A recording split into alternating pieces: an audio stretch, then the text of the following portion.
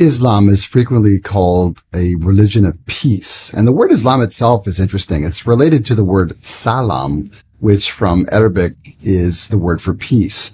And have you ever wondered how Muslims can go about their lives with this inner serenity, this inner peace, where they just don't seem to be too worried or worked up about things? Like so many Indonesians that I know, they're just really cool, level-headed people.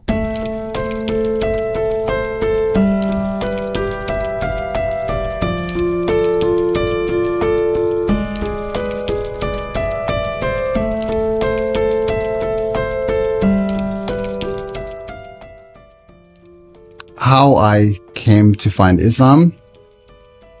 The story goes back a long way, back to 2000, 2001. And I was living in the States at the time in Dallas, Texas. And I just moved there and I was looking for a place to live. And out of nowhere, this man walks into my office and he just says, "Hey, I'm Alif and I've got an apartment and you can rent from me."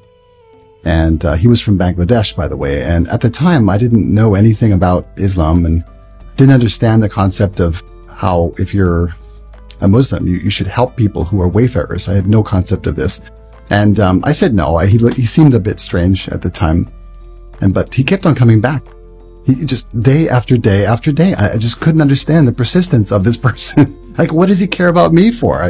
So eventually I said, okay, sure, I'll go and take a look, and saw it. It was a nice apartment, so I rented from him. And a few days later, we would start to chat about life, and eventually it turned to religion. And he asked me a very key question. He asked me, "Is it possible that you've been misguided about religion?" And I thought for a moment, and I said, "Well, yeah, of course, it's possible." And I think something changed in my life at that point. At that time, I had no clue, but I think my life took a new direction as soon as I was able to make that answer. Of course, at the time, I wanted nothing to do with religion or Islam. I was a complete atheist unbeliever. And 3 years after that, I'd already been married and divorced, and it was a really bad time for me. And so I started to re-evaluate my entire life. I questioned everything. And I withdrew into a little shell within myself, and I started to read again. I wasn't much of a reader. And then I went back to a book that I had read years prior called The 7 Habits of Highly Effective People by Stephen Covey. So I read that again, hoping to find some answers. Nothing really happened for me until I got to the back of the book, and there was a list at the back called Wisdom Literature. And I just started to methodically read over the books in that list, including some religious books like the Bhagavad Gita, which I read. I thought, okay, that's pretty good. And then eventually I got to the Quran. I thought, oh, okay.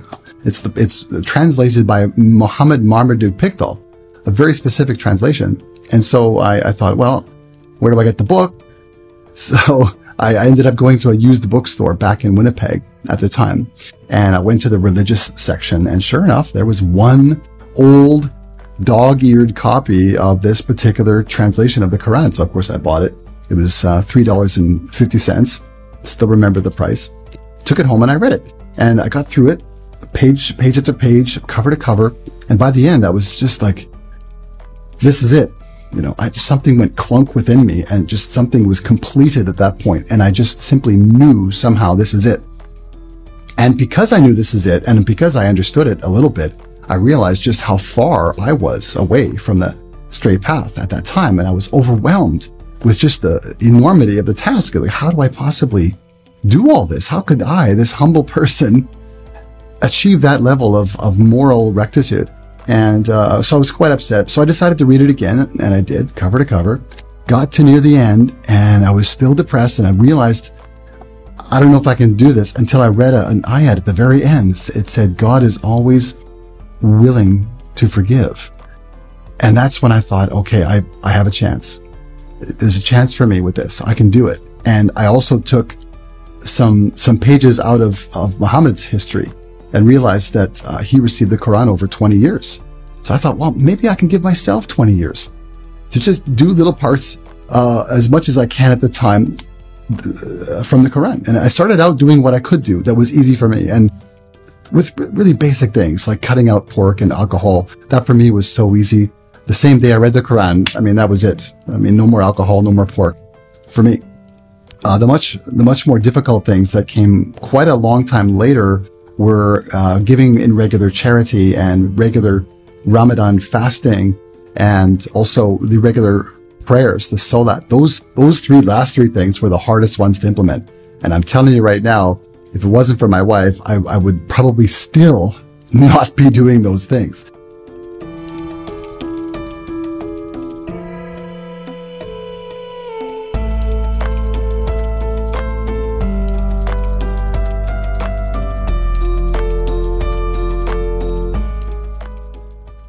Islam is frequently called a religion of peace. And the word Islam itself is interesting. It's related to the word salam, which from Arabic is the word for peace. And have you ever wondered how Muslims can go about their lives with this inner serenity, this inner peace, where they just don't seem to be too worried or worked up about things? Like so many Indonesians that I know, they're just really cool, level-headed people.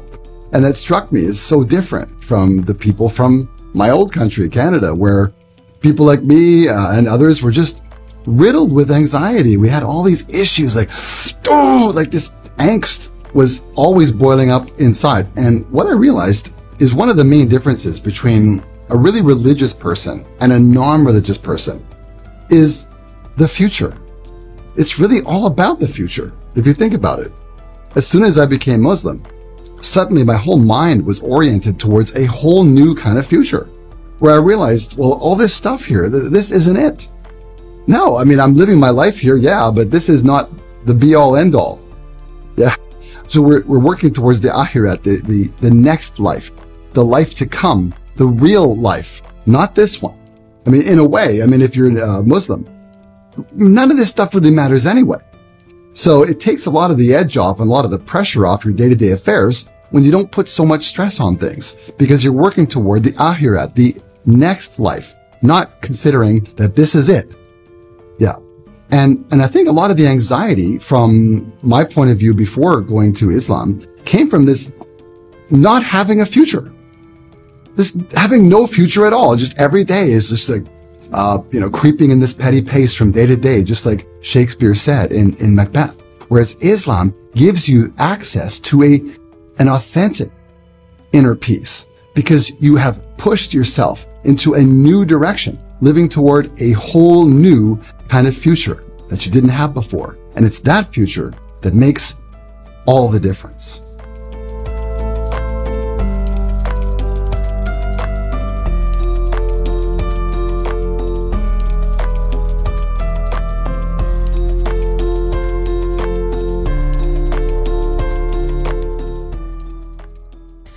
So why did I move to Indonesia?